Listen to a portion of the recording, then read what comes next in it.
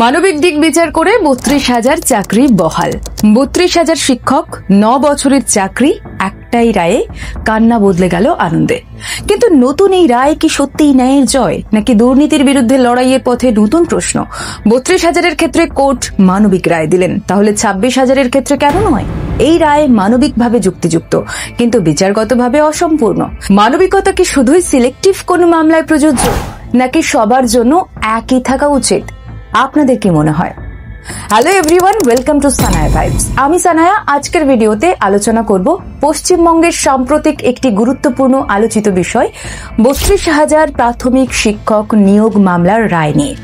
কারণ এই রায়ের পরিপ্রেক্ষিতে একদিকে শিক্ষকরা বলছেন অবশেষে সুবিচার পেলাম, অন্যদিকে মামলাকারীরা বলছেন এই রায় দুর্নীতিকে প্রশ্রয় দিচ্ছে।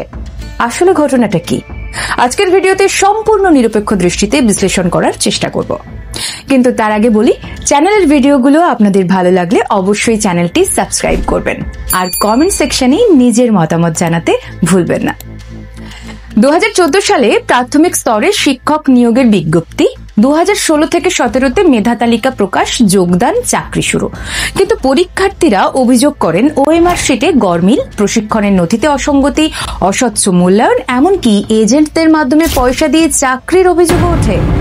২০২৩ সালের ১২ই মে ৩২,০০০ প্রাথমিক শিক্ষকের চাকরি বাতিলের রায় দেয় হাইকোর্টের তৎকালীন বিচারপতি অভিজিৎ গঙ্গোপাধ্যায়ের সিঙ্গল বেঞ্চ। এর ফলে ৩২,০০০ শিক্ষক শিক্ষিকা যারা বছরের পর বছর কাজ করেছেন তারা চাকরি হারানোর মুখে পড়েন। পরিবার, সামাজিক সম্মান, জীবন সবকিছুই প্রশ্নের মুখে পড়ে যায় তাদের। তারপর থেকে নিজেদের প্রমাণ করতে মরিয়া লড়াই চালিয়ে গিয়েছেন এই শিক্ষকেরা। নাওয়া খাওয়া ভুলে আন্দোলন চালিয়ে গিয়েছেন।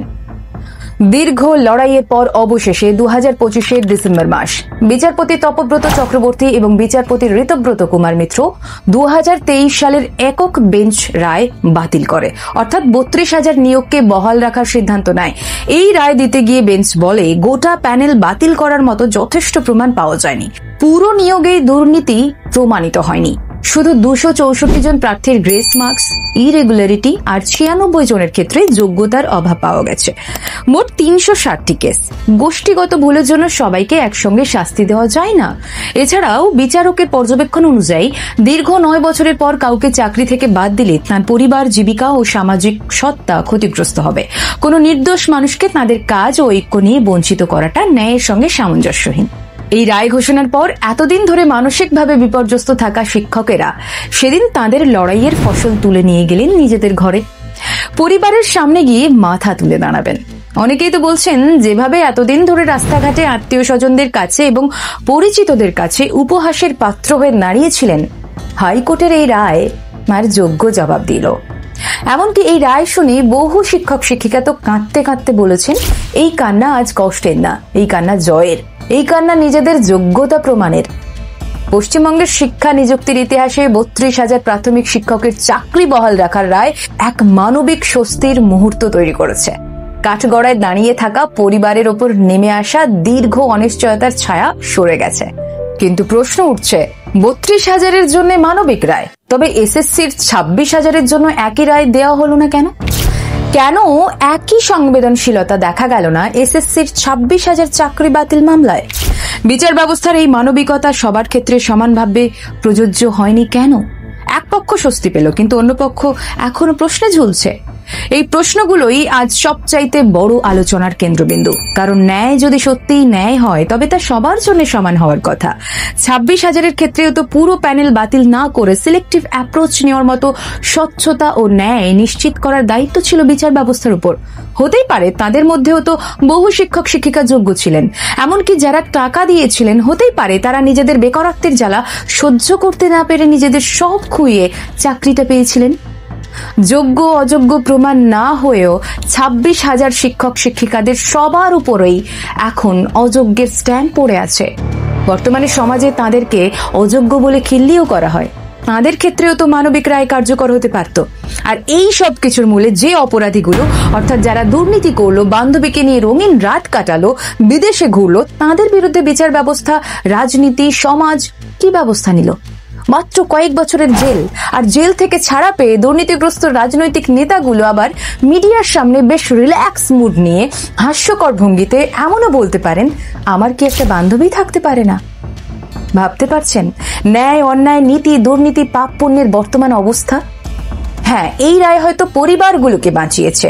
আজ হাজার হাজার প্রাইমারি শিক্ষক আবার নিঃশ্বাস নিতে পেরেছেন। মাসের পর মাস তারা আতঙ্কে ছিলেন, একটি আদেশেই তাদের চাকরি, সম্মান ও সন্তানের ভবিষ্যৎ সবকিছু শেষ হয়ে যেতে পারত।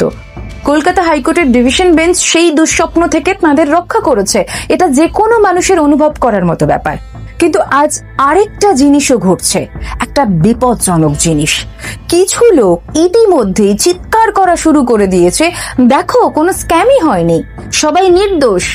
তাদের বলি, দয়া করে থামুন। আদালত এমন কিছু বলেনি। এই রায় 32,000 পরিবারকে স্বস্তি দিয়েছে, কিন্তু এটা কোনো স্ক্যামকে, দুর্নীতিকে ধুয়ে মুছে সাদা করার সার্টিফিকেট নয়। এটা আদালত বলেনি।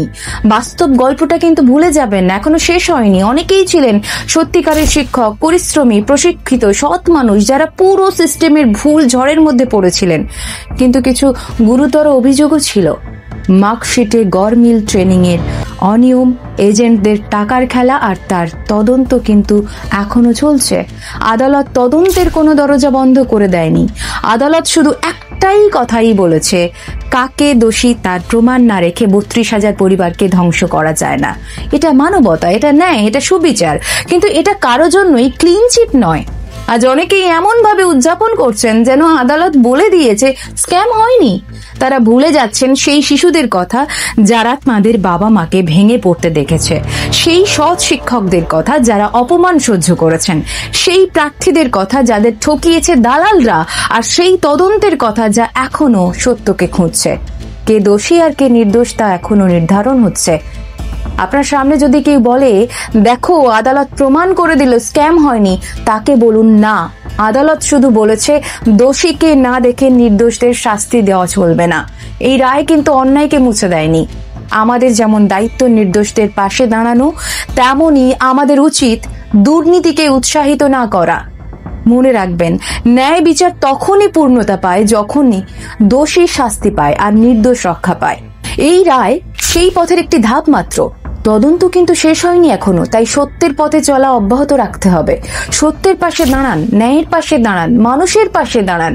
নির্দোষ শিক্ষকদের স্বস্তি পাওয়া উদযাপন করুন, কিন্তু পাশাপাশি দুর্নীতিবাজদের চরম শাস্তির দাবিও তুলুন।